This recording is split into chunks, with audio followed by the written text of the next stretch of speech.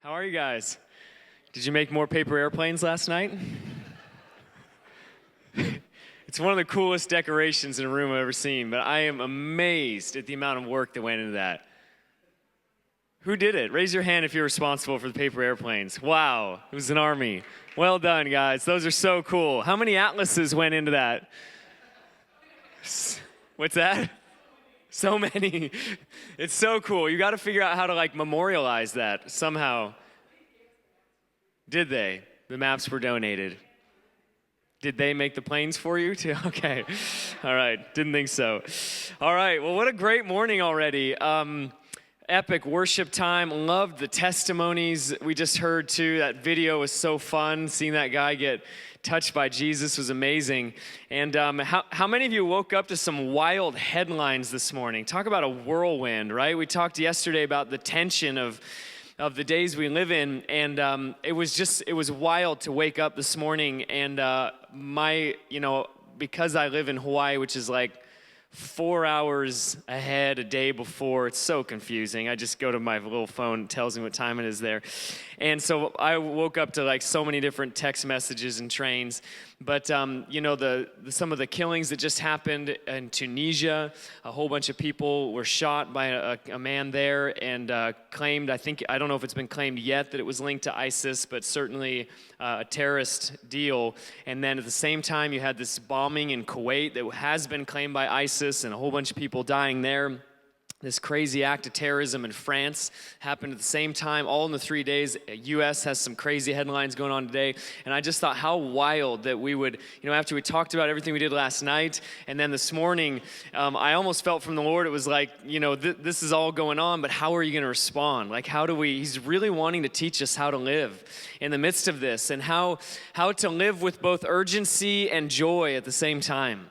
And how to live with a sobriety and a soberness of the times that we live in, which they're really wild. I mean, that's really real. All those headlines are real. That's really happening. There's a lot of tragedy happening right now, right? And how to allow that to fuel urgency, but not to allow that urgency to cause us to lose our joy or our hope in the power of the gospel. The gospel always thrives in situations like this. And so I just thought, rather than not talk about it this morning, we should talk about it this morning, because this is real life. This is what we wake up to on a daily basis. And some days the headlines are going to be more cheery, and other days we're going to be more aware of some of the difficult things going on in life. Even as we hit the streets or interacting with our neighborhoods and our communities and the people around us, at times we're going to be highly encouraged. At other times we're going to go, oh my gosh, the brokenness is overwhelming, right? And this morning was like one of those mornings, just waking up, go, wow, darkness is really rearing its ugly head today. It's really manifesting. And yet we're left as believers to kind of, how do we respond in these times? What do we do? What does the gospel say? How does the kingdom move forward? What did Jesus do? How did he live in the midst of scenarios like that? So that's really what I want to go after this morning a little bit, is Jesus's heart in the midst of the tension of tragedy and triumph, and knowing that both are real, and yet there's a way through. And there's a way through with power. There's a way through with joy. There's a way through, with love. But there's a way through where we don't just become power, joy robots. You know what I mean? You're pretending nothing ever hurts and nothing's ever real, and we're just joy robots. No, it's real. There's compassion. There's mercy. There's a tender heart in the midst of it, at the same time wanting to sustain a joy and not allow tenderheartedness to leave us on the floor, incapable of being a solution. But at the same time, we're not so solution and strategy minded that we don't have a heart of compassion and mercy and can weep with those that weep, right? So it really is a tension, but I think God's after us finding him in the tension, really after it. And as I look at history and I look at even some of the greatest heroes who are living right now that I'm aware of, they are heroes, and the people that we revere in history are heroes because they learned to live in their tensions. Some of my greatest heroes in all of history are William and Catherine Booth, who founded the Salvation Army. And if you read anything about their ministry and what they did, what's so astounding is they lived in London's darkest hour. They lived in a time where everyone said, Christianity's on the verge of being stamped out. Like it has no chance. Like so little movement of the gospel. Even some of the revival movements that preceded them had already started to wane and maybe become a little bit religious. And people just thought, man, London's just getting darker. This is around the time the bar stool is invented so that children can get drunk and they can reach the bar. And it's, there's just gnarly stuff going on. It's around the same time that in the coal mines, that children were used to pull coal carts because it was a greater loss to lose a donkey than a child in the mines. I mean, this is real, right? Talk about embracing the tension. And then William and Catherine Booth, and everything changes. And they embrace the brokenness of their nation without becoming the brokenness of their nation. And they offer a solution in the gospel that literally rocks and begins to shake the whole nation. The nation shakes because two people rose up like Gideon and said, we know who our God is. We know the power of the gospel, and we're not afraid to carry it into the darkest of places and the most difficult of tensions. And when William Booth died, they wrote a book about his life, and the name of the book was London, Before and After William Booth. Come on, if they write that book that you changed your city, you changed your nation. And so I get provoked by these things. So this morning, even for me, it's like, I'm reading these things and I get provoked. When I read these headlines, it fuels an urgency mixed with compassion in me. If we read these things and we begin to get jaded, then we've already lost. If we read these things and we begin to get cynical, we've already lost. If we read these things and we start to get, upset or angry, isn't this ironic? Think about how often the church gets mad at the lost for being lost. These sinners, they're always sinning. A little ironic, isn't it? How do we expect people to act like a man they've never met? Right? And so if the difficulty that goes on in any given time, whether it's an extremist group, whether it's linked to, a particular religious belief, or whether it's linked to just straight up humanism, whatever it may be, if it causes cynicism in our heart, or a little bit of like that anger towards a people or a movement, then we've already lost the battle. There's a compassion that rises up, like in William and Catherine Booth and many others of our heroes, that goes, they just don't know their maker yet. They just don't know the man with fire in his eyes yet. They just haven't met compassion himself yet. They've just not encountered mercy in a human body yet. And that compassion rises up, but then also it fuels a little bit of urgency. And I think at times in our history, the church has been moved by urgency, but sometimes our urgency has caused us to lose love and to lose compassion. And we become so urgent that we just try and make something happen. And we almost become like urgent robots, right? And then other times the church had no urgency, and we've lost our power, we've lost our zip, we've lost our relevancy, and we just kind of become like the status quo. I think there's a place, guys, where we rise up in the tension with urgency and compassion and love, recognizing there's a solution, and his name is Jesus. And there's not a moment to lose hope, but there's also not a moment to just sit back and hope it kind of cleans itself up or gets better on its own. With joy, with compassion, and with love, we rise up and go, there is a way through. There is a solution. There is an answer. We're not giving up. We're pressing in for breakthroughs. Revival is breaking out like never before, and we're going to believe it's only going to increase all over the earth. And all these headlines, let them fuel our prayer lives and fuel our urgency and fuel our joy and fuel our compassion. And when the church does that, we begin to rise up and become part of the solution. And I just believe that's what history's shown us, that's what Jesus showed us, and that's what I just want to touch on a little bit this morning. I also want to hit another mentality that I think is just common, the feeling of being overwhelmed. How many of you can relate with that, right? Where you're just like, the need just seems so big, doesn't it? I don't know about you, but traveling and whatnot, I fly into these like mega cities. And when you fly into like, New Delhi, or you fly into like Dhaka, Bangladesh, or you fly into some of the, even London, New York City. When I fly into LA is just like, it's like a state. The whole city is a state. It's so big. And is it not a little overwhelming at times? You're like, how in the world are we going to change the city? Or, you fly in, you're walking through the streets of a huge city. It's like, oh, God, where do we even begin? Right? Or you confronted by a religious ideology, that is promoting violence or massive, something like ISIS, even look at and go, what's the way through? And you get this feeling of being overwhelmed. And often what happens in our lives in this paradigm is that feeling of being overwhelmed, it paralyzes us. Right? We're just like, well, I don't know if I can make a difference, so I don't even know what to do. Like, I hope it gets better. And what we end up in, again, in eras of history when the church has been overwhelmed by the massive amount of need or what appears as just, insurmountable odds or darkness, is we at times can give into a little bit of an escapist mentality, which becomes like, I'm just going to hope we kind of make it here, me and my little posse and I, my little community, my little church or my little family, and kind of just retreat a little bit. And I think today God also wants to shatter that paradigm, where the feeling of being overwhelmed, there's actually a way through, and Jesus showed us the way. Imagine being the only representation of God to the entire earth, and the weight of the salvation of the world is resting on your shoulders, and even your 12 called out, awesome disciples don't know who you are. It's like, the odds are so stacked against Jesus. Nobody believes who he is, not even his own. They don't understand. They're so confused. Like, all the way, he's like, you read the book of Mark, and it's like he talks about his death, and they're talking about who's the greatest in the kingdom. Right? And he goes a second round on it. He goes, guys, you're still not getting it. I'm actually going to have to die. And what do they do then? Second round, who's the greatest in the kingdom? It's unbelievable.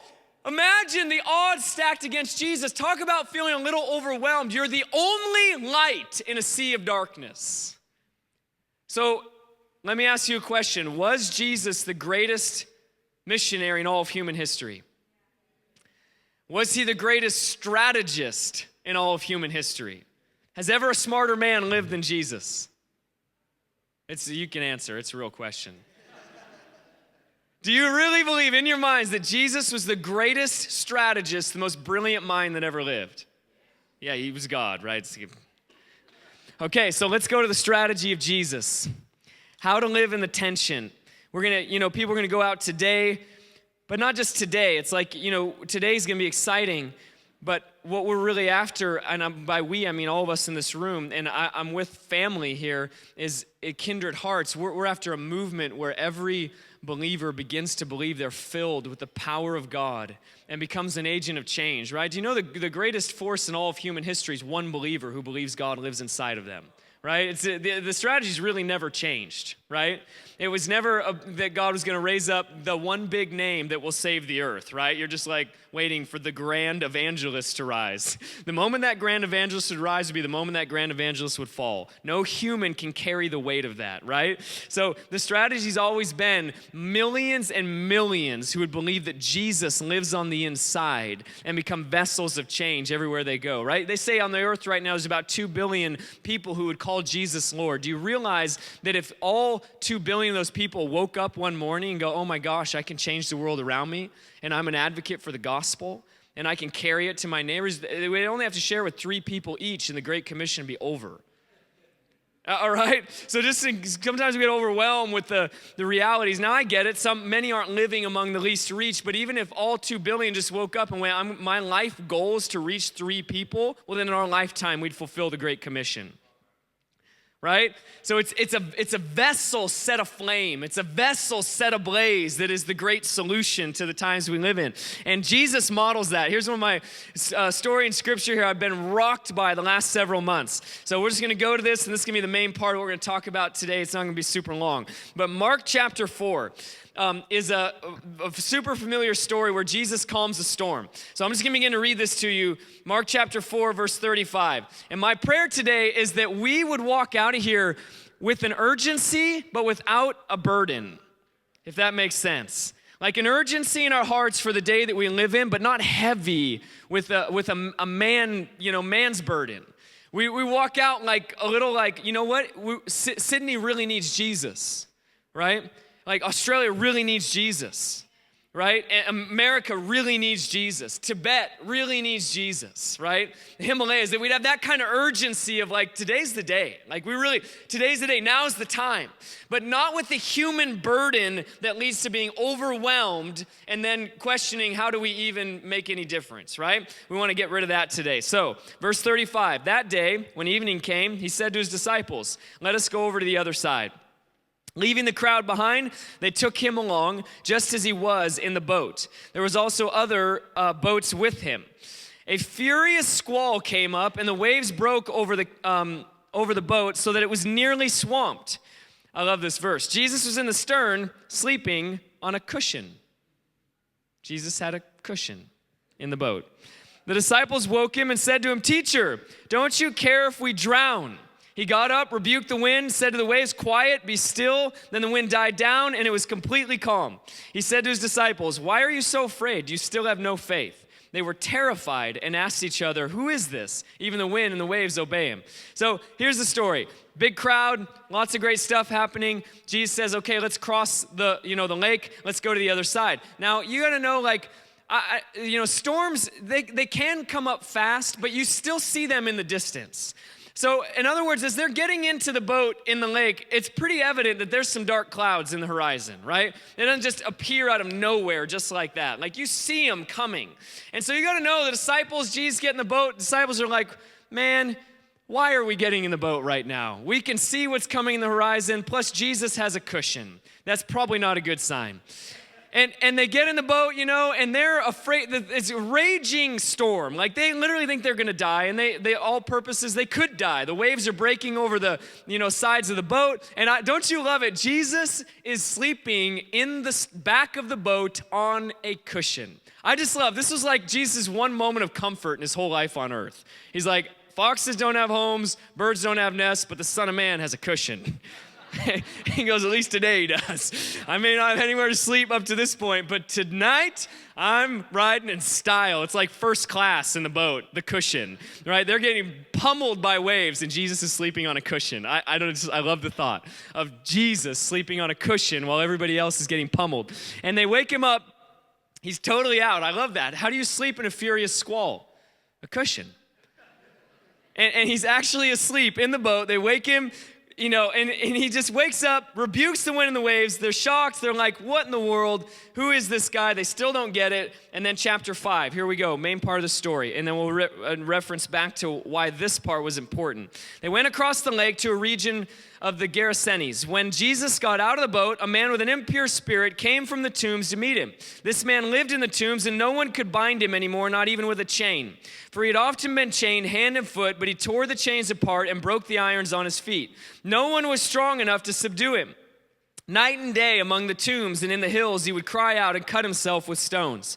When he saw Jesus from a distance, he ran, fell down on his knees in front of him. He shouted at the top of his voice, "What do you want with me, Jesus, Son of the Most High God? In God's name, don't torture me." For Jesus had said to him, "Come out of this man, you impure spirit." Then Jesus asked him, "What is your name?" "My name is Legion," he replied, "for we are many." And he begged Jesus again and again not to send him out of the region, okay? So here's the story. Cross the lake, get to the other side, land in a graveyard. You got to think the disciples are like, this is the worst trip we've ever been on in our entire lives. We started in a storm and we've landed in a graveyard. And not only that, but they land in the graveyard with, I would say, for all purposes, that in the New Testament, this is probably the hardest person that we are given exposure to in the entirety of the New Testament. So they land in a graveyard, and there's a man there who's so possessed demonically that he has been, ostracized by his community. They've totally given up on him. They've tried to chain him to the graveyard. He's broken everything that they've tried to pin him down with. And he runs around shrieking at the top of his voice, cutting himself. Like, this is, how many of you know it's kind of a hard situation, right? And then if that's not to make it worse, Jesus is walking up to him, and he's like, "By the way, what is your name?" And he's like, "My name is Village." It's whole community. I don't have one name. There's so many of us on here. We've adopted one name, Legion. There's many of us. How many know that's the worst response you could ever hope for in a deliverance session, right? Like, what's really going on in there? Well, who do you want to talk to? There's I mean, there's 150 of us in here. Which one would you like to talk to right now? And he goes, we don't even have a name. There's so many of us living in there. What do you do if you're a disciple in this moment? Yeah, I mean, this is definitely when you hand in your resignation. Like, we survived the storm, and here's where you bring us.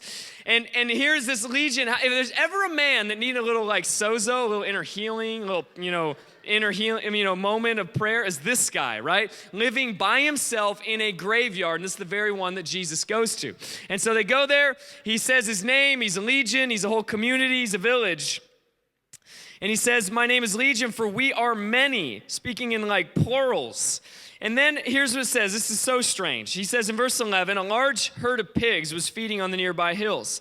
The demons begged Jesus, send us among the pigs, allow us to go into them. He gave them permission, and the impure spirits came out, went into the pigs. The herd of about 2,000 in number rushed down the steep bank into the lake, and they were drowned. Those tending the pigs ran off, reported to the town, countryside. The people went out to see what had happened.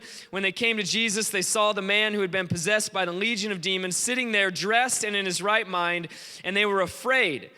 Those who had seen it told the people what had happened. The demon-possessed man told about the pigs as well. The people began to plead with Jesus and leave our region. Jesus was getting into the boat. The man who had been demon-possessed begged to go with him, and Jesus said, no, go home to your own people. Tell them how much the Lord has done for you and how he has had mercy on you.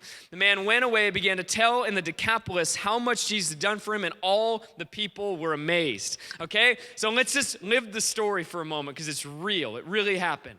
And what man, severely demon-possessed, legion of demons. Jesus says, what's your name? And then he casts the demons out of this man.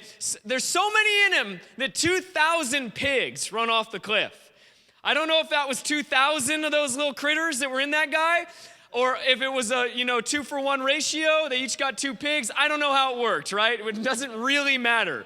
But 2,000 pigs run off a cliff to their death because of one man's deliverance. Wow.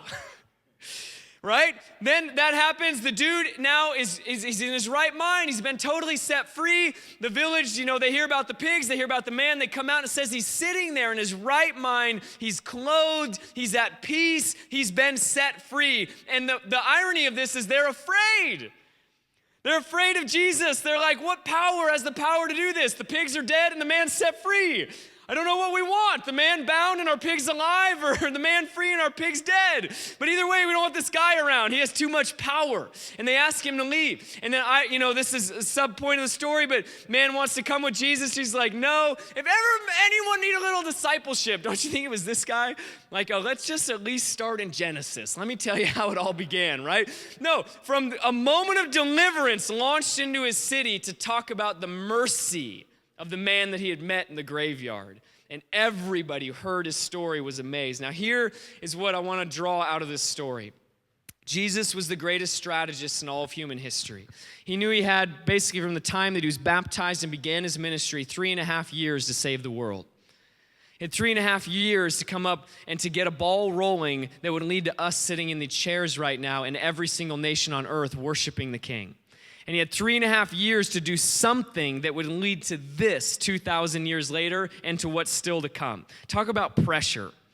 And obviously he knew he could do his atoning work on the cross, right? That he knew that he could conquer death. He knew that he could conquer sin. He knew that he had it within him to live a perfect life and to be the perfect sinless lamb who would take on the sin of the world. He knew that he could conquer death, rise from the dead. But even with all of his atoning work, he still had to somehow get the ball rolling that people would believe the truth, live the truth, and begin to spread the truth. So you've got to know everything about Jesus' life is strategic, and strategic sounds a little too mechanical, but you know what I mean. It was unto more knowing, more having revelation, more encountering his love, so that 2,000 years later, it would be the largest movement on the planet.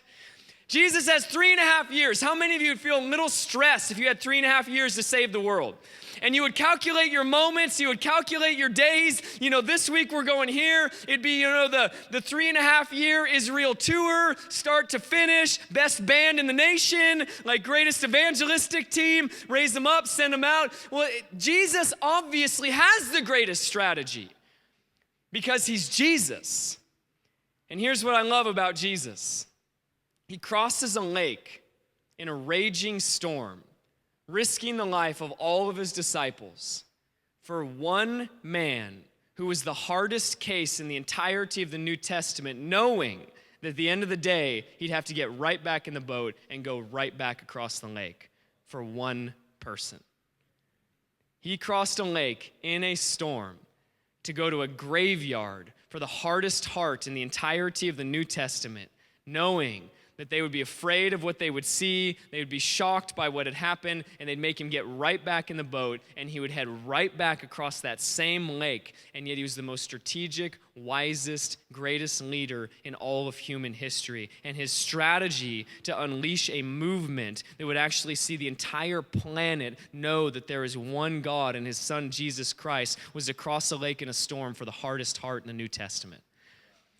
And he went and he found that one man, and with compassion and love, he oozed it on him. Mercy, it says, that mercy set him free. And he went knowing that the gospel had the power to overcome the hardest of hearts. Didn't matter how big that legion, that village really was, because the gospel has more power in the little finger of Jesus than in all of hell. And he knew that if he could just get there and he could just show him mercy, if he could just show him kindness, that man would be set free. And here's what I love. Jesus didn't get back in the boat and he'd go like, oh man, we only got one. He didn't get back in the boat and go, man, that was not a very successful evangelistic campaign. He got back in the boat and went, that was a great day on earth. And if I can do this for 3.5 years, we'll change the world. Jesus' love for the one was the strategy for the masses. Jesus' love for the one was the strategy that would lead to us sitting in these chairs right now and the countless others that are about to encounter Jesus because of the love and the mercy that we're going to show them. Jesus' strategy to see the entire world know about his love was to cross a lake in a raging storm for the hardest heart in the New Testament. When I read about the craziness going on around the world, when you get overwhelmed by the size of the need or a city or the numbers of unreached peoples or the difficulties and the darkness of bondage and the mindsets that need to change and it just feels so complex, doesn't it? At times you just go, it's such a complex issue. And I think Jesus looked at this whole thing and goes, no, it's actually not that complex. There's a man, he needs freedom, and I have it. And he goes, if I set him free, we get the ball rolling, thousands will know. We look at everything in the complexity of our society and the complexity of the needs and the complexity of the brokenness that time overwhelms us, and we don't know what to do. But I think Jesus showed us what to do. Radically, extravagantly love the one in front of us. Find the hardest heart and show him mercy. Find the impossible one and show him mercy. And you know why this is the strategy? Because every single one of us is qualified. I am tired of a gospel that disqualifies people. Right? I'm tired of a message that's like, oh, I guess I don't speak in front of crowds and I don't, do this and I'm not a great musician and I'm not a great this and I'm not a great that, and go, I guess I'm just like B team in the kingdom. No, we're all B team. And I think Jesus wanted to show us a way where every single believer on the earth is qualified. Even guys that get mistaken for women that grow up in hippie communes. Right? Even people from remote little towns in Alaska. Right? No matter our gift set, no matter our personality type, no matter, our backgrounds, no matter our upbringing, this man had a legion of demons in him. And Jesus goes, oh, you're actually ready to go and reach your city. Tell them about me. And I love a gospel that empowers everyone to believe that they're actually doing the greatest thing they could ever do for the kingdom. Love the person in front of them.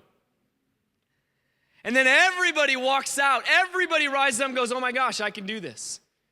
ISIS is crazy. It's rearing its head. That's okay. Love the person in front of you.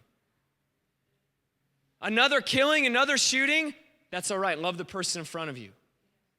Laws are being passed in wildness and nations all over the world that seem to, do they really, go after the heart of God? I don't, just love the person in front of you.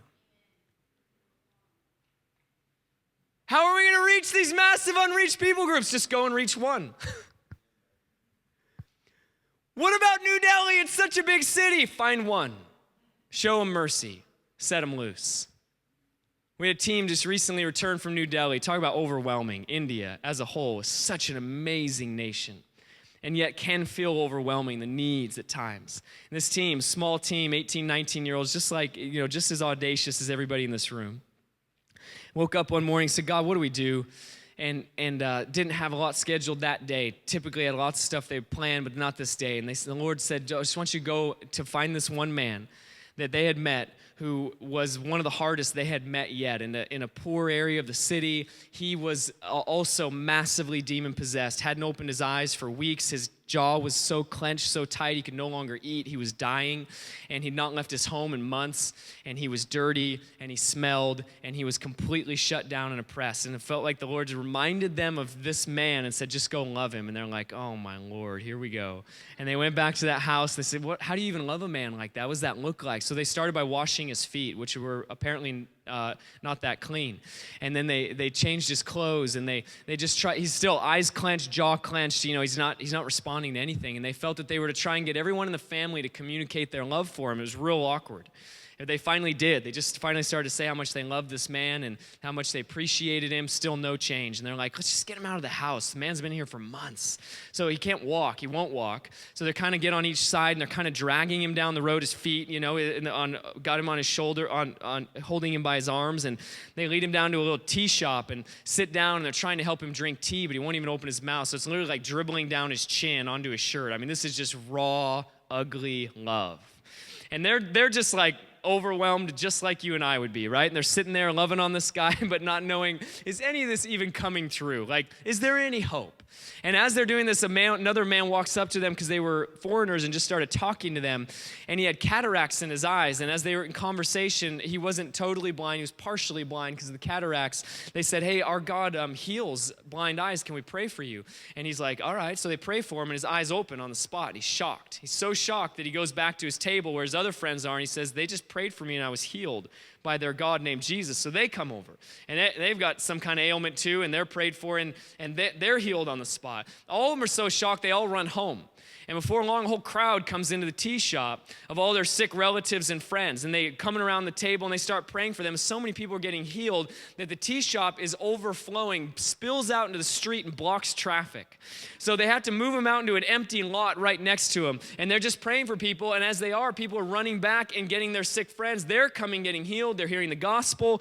And all the while, this man's just sitting there, eyes locked, teeth locked, like not responding at all. And all around him, all these people are getting touched by the power of God. The team went on to share with me that for the next 5 hours, they prayed for 500 people in that empty lot who just kept going and getting more people. One young guy got healed, a husband. He says, my wife's at the hospital. You've got to come pray for her in New Delhi, right? 19-year-old dude. He's like, I'm in. He's like, get on my motorcycle. Guy hops on a stranger's motorcycle and heads off into New Delhi all by himself with his camera in tow. And they're halfway there, and the motorcycle runs out of gas. And this young dude is like, no way. He's so full of faith now. And you got to know, like, when these people started getting healed, our team is as shocked as anybody is. They're like, I can't believe this stuff works. Like, it's actually happening, right? No one's really that impressed with themselves. At the end of the day, if we just think everyone we pray for is get healed, we're all faking it. Come on, let's be honest. Every time a miracle really happens, we're like,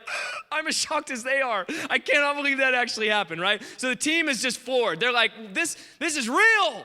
They weren't kidding about this stuff. It really works. And they're shocked. So this dude, though, now he's full a little bit of faith because people are getting healed. Motorcycle's out of gas. Halfway to the hospital, he's like, no way. Lays hands on the motorcycle, starts right back up, and they drive the rest of the way to the hospital. They get to the hospital. He starts praying for people, and so many people are getting healed at the hospital that Indian doctors are coming up to him saying, would you please come to my ward? Pray for my patients. And they're like clearing out the hospital. One 19-year-old. And then he finishes, meets the rest of the group back at the spot. The crowds finally start to diminish. They're exhausted. It's literally been 5 hours of praying for person after person after person. And as they finish and wrap up, this is what I love. This is the heart of Jesus. They look at each other and they go, it all began with that one man, and it's all going to end with that one man. We're not going home till he's free. And they go back to that guy's house and they start reading the Bible over him. He's spitting when they mention the name of Jesus, just like spitting. They start singing, they're worshiping, they're praying, they're interceding, they're just doing everything they know to do. In those moments, you just pull everything out, right? You start making up things. Like you just do whatever you have to do to try and see a person set free. They're loving him, they're praying, they're singing. I don't even know what else they're doing, right? And then in a moment that nobody could explain why or even exactly what happened, he's set free. His eyes open, his jaw relaxes, his whole body relaxes, peace comes over him, and they look at him and go, he's in his right mind. He starts talking, and for the first time in months, he lays down and he falls asleep in a deep peace on his bed, set free. When they told me this story, I was so stunned because I go, this is the heart of Jesus. This was the strategy. Delhi's overwhelming. The 500 or 600 that got healed, I pray that so many of them had gospel seeds planted and that they'll really flourish. But the strategy for the city was the one man that everyone else wrote off, that everyone else said was impossible. The strategy for Delhi, whole bunch of believers that believe in the power of God, find the one, love them extravagantly, and watch what God does with the rest. Last year in November, I had the privilege of going to Mozambique and teaching in the harvest school that Heidi Baker runs there. And she's one of my greatest heroes on the earth. She is so amazing. I love Heidi. And we had the chance to do a number of things together. And one of the reasons I so love Heidi, if you've ever heard her speak, is she's wild, right? She's like real childlike, and you don't know if she's going to lay on the floor and sing the whole time or if she's actually going to speak, or you never know. And I love being in the rooms when if people haven't been around her at first, because you can feel like that little bit of judgment at times. You know, we all do it. And you're like, this lady, like, what's this all about, right? And you hear you can feel these arguments in the room, like, man, I bet this lady, she's just all spirit, there's no truth in there, you know, just weird things that we Christians do for some reason. And then it somehow comes out in the introduction that she has a PhD in systematic theology, and you're like, dang, she's smarter than everyone in the room. And then so the next argument kind of surfaces, and you're like, yeah, I bet she doesn't really bear any fruit. Probably just lays on the floor all the time and worships, you know? And then it slips out that they planted 12,000 churches in Mozambique. And you're like, oh, man, she's more fruitful than everyone in the room added together. And you're kind of left with no argument because you're like, she's smarter. In other words, she's more founded on the word.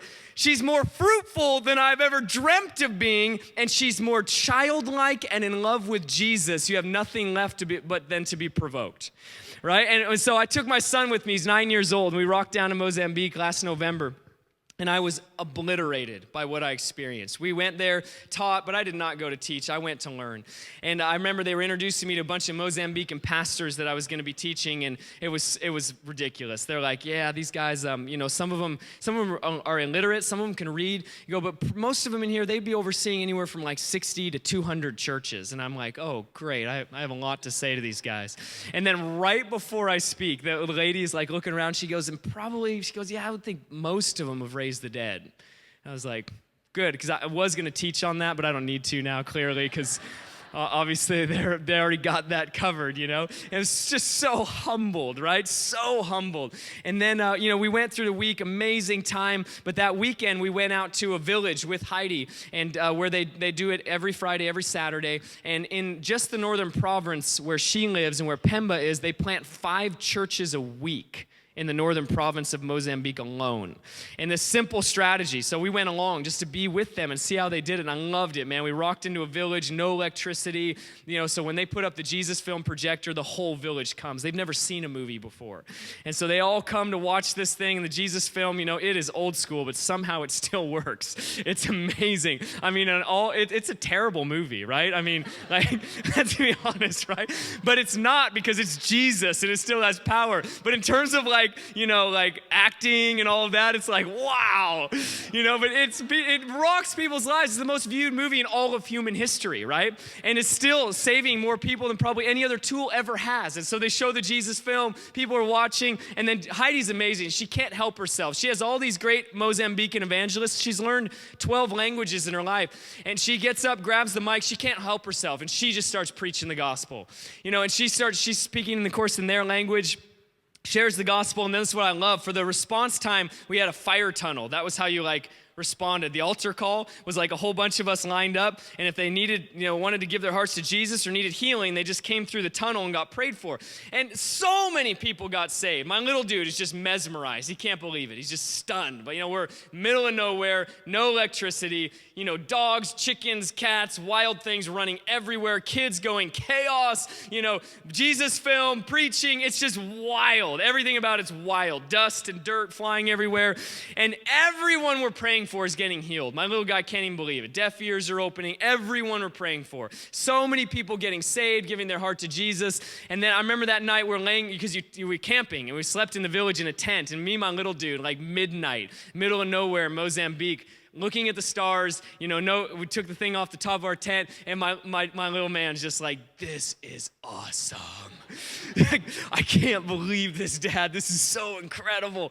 And we're just laying there. It was one of those great moments, like father-son moments. The next morning, we went house to house with Heidi, and this is the moment I want to share. I'll never forget. And we go to the Muslim leader's home, and he's the Muslim leader of the village. All these villages are Muslim. And we go in there, and, if you've ever heard Heidi speak, she always says this line. She goes, I'm just a little lover sitting in the dirt, and you're like, yeah, cool, because usually it's in the West, and there's big lights and carpet and, epic ambiance and all that. And she's like, no, I'm just a little lover sitting in the dirt. It's true. So she's literally sitting in the dirt for 2 hours in this Muslim leader's home, in the dirt, just sitting there, loving them. And she's at times talking with them, and at times she's kind of sharing with me, and because she's speaking to them in their language, and then she'll kind of fill me in on what was happening. And the Muslim leader comes into the home, and they're talking for a little while, and then she just begins to share the gospel with him, the love of Jesus, and he's not heard it before. He's stunned, and she's like, would you like to make Jesus Lord of your life? And he's like, yeah, let's do that. And so they pray together, and the guy gives his heart to Jesus, renounces his former belief, and just says, I just want to follow Jesus now. And she pulls out of her purse, she's got her purse right next to her, pulls out a little audio Bible in his language, turns it on. He's like listening to the scriptures in his own language, and she hits another button, and it's worship music in his language. And he starts worshiping. He starts singing and clapping. It's like he's 5 minutes old in Jesus, and he's worshiping in his native language, and Heidi's just sitting there, smiling, and she looks up at me, and she goes, Andy, everyone in the West would say that I'm so inefficient. She said, everyone in the West would watch what I do here, and they'd say I'm so inefficient. She goes, there's dozens of homes in this village. She goes, I won't make it to another one. She goes, I'll spend 3 or 4 hours in this home. She goes, if there were widows, I'd wash their feet. This leader, I just want him to know I love him. I want to find out how I can help his village. If he needs a well, does he need a school? What can we do? How can we help? Do they need food? She goes, I'll spend 3 or 4 hours in one home. I won't make it to the other dozens of homes. And she said, everybody in the West would tell me I'm inefficient. She goes, but Andy, if I can just get a couple hundred people to do what I'm doing, we'll change the nation. And she says, for 20 years, all I have done in my entire life, in 20 years in Mozambique, she goes, everybody talks about the numbers. Everybody says how many churches we've planted, how many of the dead have been raised, how many orphans we've taken in. And she goes, it's all astounding. She goes, but all I've done for 20 years is go low and go slow. She goes, if I can just get a couple hundred other people to do it with me, we'll change the whole nation. I was stunned. I looked at her, and I didn't know what else to say. I was like, well, you kind of already have, Heidi. The nation's being transformed. You got a couple hundred other people. It's literally changing the nation.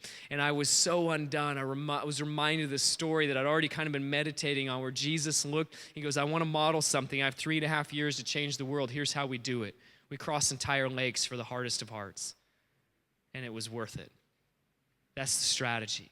Extravagantly love the person in front of you, and everyone's qualified to do it. Everyone can play this sport. Nobody sits on the bench. No spectators. Everybody gets to play. Everybody gets to walk this out.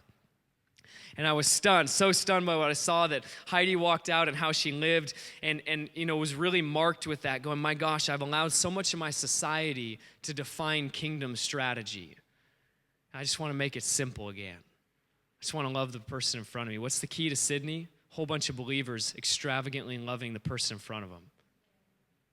A couple years down the road, you look and go, oh my gosh, thousands have turned to Jesus. Strategy for Australia, a whole bunch of young people just get ablaze, aflame with love for Jesus. Start showing mercy and kindness, compassion, walking in truth, and living and displaying and declaring the gospel fearlessly. A couple years down the road, you look back and go, my gosh, thousands have come to Jesus. And here's what I want to end with before we we pray a little bit maybe, is just one little story out of 1 Kings 18. I was in New Zealand a couple months ago, and the Lord spoke to me specifically for that gathering, and I feel like it's for here as well. It's a word beyond a nation, I think, but it relates to this, and it's a story real familiar, just a couple verses here. 1 Kings 18, where Elijah's just finished his Mount Carmel extravaganza, and it's been quite successful. And then he says in verse 41, Elijah said to Ahab, "Go and eat and drink, for there's the sound of heavy rain." So if you remember the story, it's been a drought for 3.5 years. There's been no rain. So you have all this huge drought on the land. And now the prophets of Baal, this whole thing, this amazing Mount Carmel experience. And then Elijah says to Ahab, he says, "Go and eat and drink, because this 3.5-year drought is about to end." He goes, "There's the sound of heavy rain." Here's what I love. Ahab went off to eat and drink. Elijah climbed to the top of Carmel, bent down to the ground, and put his face between his knees. So Elijah goes into this just wild, prayer position. And then here's what he says. Verse 43 goes, "Go and look towards the sea." He told his servant, and he went up and looked. And this is what I love. His servant says, there is nothing there, he said. 7 times Elijah said, "Go back." The 7th time, the servant reported a cloud as small as a man's hand is rising from the sea.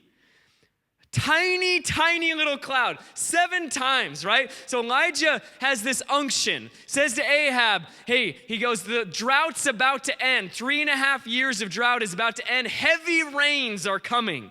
Ahab's like, woohoo, goes off to eat and party. Elijah's like, I got work to do. Heads up on the hillside, and he starts crying out. Says to his servant, now imagine this. Imagine now we are Elijah in our day in this moment. The tension of the tragedy and the triumph all around us, right? The promise of coming awakening. How many of you have heard God say that he's going to move in abundance in Australia? Be honest. How many of you have heard that a coming move of God is coming to Australia? Be honest. Raise your hand. How many of you have heard it? How many of you heard that God is going to move in your home nation or a nation you're burdened for? How many of you had journal entries? You've had dreams. You've had moments of promise. You've had worship times where you knew that you knew that you knew. God said, it's not always going to be this way. I'm coming. I'm coming. I'm going to move. I'm going to release my power. You're going to see healings like never before. You're going to see salvations like never before. You're going to see displays of compassion and mercy like never before. We've heard the promises, right? Like Elijah. Here's Elijah. He gets in this place of prayer, starts crying out. He goes, go tell me if there's any sign of the answer to my prayer. This is what I love. Servants like running out to the edge of the cliff. There's nothing there. He comes back to Elijah. It's a clear sky, Elijah. I'm not giving up. Starts crying out. Go check again. 2nd time. Clear sky. 3rd time. 4th, 5th, 6th, 7th time. Elijah's not giving up. God's promised, I'm not giving up. 7th time, the servant runs out there, and imagine this. He's like, I think it's a cloud or a wave. A whale breached. It's tiny. It's a cloud the size of a man's fist rising from the sea. How many of you know that's a tiny cloud? Super, super ridiculously tiny cloud. And that's what happens. The servant comes back and he goes, Elijah, he goes, I don't know if this is going to encourage you or discourage you because clouds the size of a man's fist don't rain. But I saw one and it's rising from the sea. It's a little puff. That's all it could have been. I don't even know, maybe the Hebrew word there is puff. He's like, there's a puff the size of my fist rising from the sea. I don't know if that's good news or bad news, right? If you're praying for a heavy rain, is that encouraging or discouraging? Here's what I love, Elijah. Elijah said, go and tell Ahab, hitch up your chariot, go down before the rain stops you. What? He's like, all I needed was a puff. Tell him it's coming. And he says, hitch up your deal. The rain's on the way. Verse 45, meanwhile, the sky grew black with clouds. The wind rose. A heavy rain started falling. Ahab rode off to Jezreel. The power of the Lord came on Elijah, and tucking his cloak into his belt, he ran ahead of Ahab all the way to Jezreel. He runs faster than the chariot. But here's the point. Here's the point. Like Elijah, we find ourselves at times looking out to the sea for hope of a fulfilled promise. Right?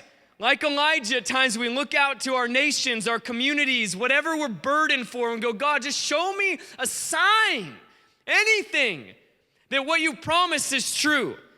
It's about 2 years ago that Lauren first stood up at our community in Kona, Lauren Cunningham, and I promise you I'm ending, and he said to us, he started telling these stories. He goes, you know what? He's telling us a story. He's a storyteller. How many of you know Lauren has like 70,000 stories, and they're all awesome, and you want to hear every one of them.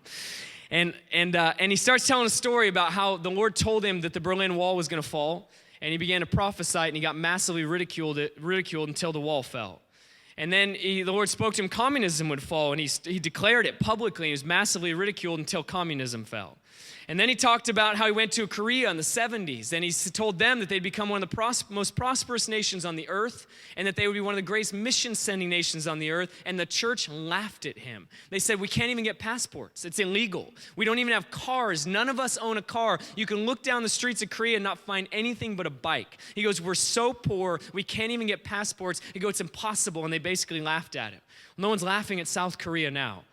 One of the largest economies on the earth and the second largest sending nation on the earth. Nobody, right? And Lauren's telling this, I'm like, why is he saying all this? And then he says, I want you to know is what I feel from the Lord now, I feel stronger than any of those things I just told you. He said, the next 7 years, we'll see more salvations than in all of human history added together. And I was stunned. I was floored, right? It's like, this isn't like, me up there, being like, we're going to do this. And I was like, woo. It's like, this is Lauren Cunningham, okay? Kind of a track record that's pretty solid. And he shares this word, I was floored. And at that point, I, like all of us, I have a choice. I'm either going to believe the word, not just because I heard it from him, but because I heard it from God as well, and believe it with all of my heart, or I'm just going to dismiss it and kind of just go on living like nonchalantly, right? I believe it. I believe it with all my heart, right? Which is why he's so passionate about getting the Bible out now, because a revival without the Bible won't lead to a true reformation. And he's passionate about a true reformation. And so this word, it resonates in the back of my mind, and we have these promises. You have them over Australia or whatever you feel burdened or called to, and yet we have the tension of the current news headlines or the tension of what we see with our eyes. We, like Elijah, are crying out, and here's what I love. Elijah sees a puff of cloud and goes, oh, the rains are coming, I'm done. Tucks his cloak into his belt and starts running because all he needed was the puff that was the surety of the promise to be fulfilled. All he needed was a little sign. Here's what I want to propose to you. The one is the sign that the masses are about to turn. Here's what I want to propose to you. That demoniac in that graveyard was a puff the size of a man's fist. And Jesus got back in the boat and goes, that's going to lead to millions. They don't get it yet, but that's going to lead to millions. And he saw us in this room sitting in these chairs because of his simple obedience to love the hardest heart in the whole of the New Testament. And what I want to say to us today is that the one in front of us is the cloud that is the promise of the coming rains. And our only job that relieves the pressure from us to have to try and figure everything out in the complexities of our world, our job, extravagantly love the person in front of you. And they are the cloud that is the promise of the coming revival, of coming rains, of coming outpouring.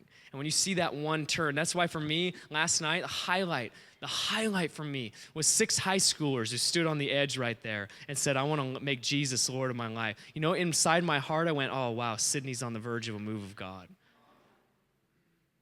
Because two 12-year-olds, a 13-year-old, 14-year-old, 15-year-old said yes last night. I want to follow Jesus. By the end of the night, I was sitting with them. The 4 of them are strategizing. I think there's other Christians in our school, and they're thinking, what if we could pray every lunchtime out in the field, and we could just begin to pray for our high school on their own. They just gave their heart to Jesus. 10 minutes later, they're strategizing over how do we take the campus? How do we take the school? How do we see other believers get lit on fire? I was stunned. That, to me, was the cloud the size of the man's fist.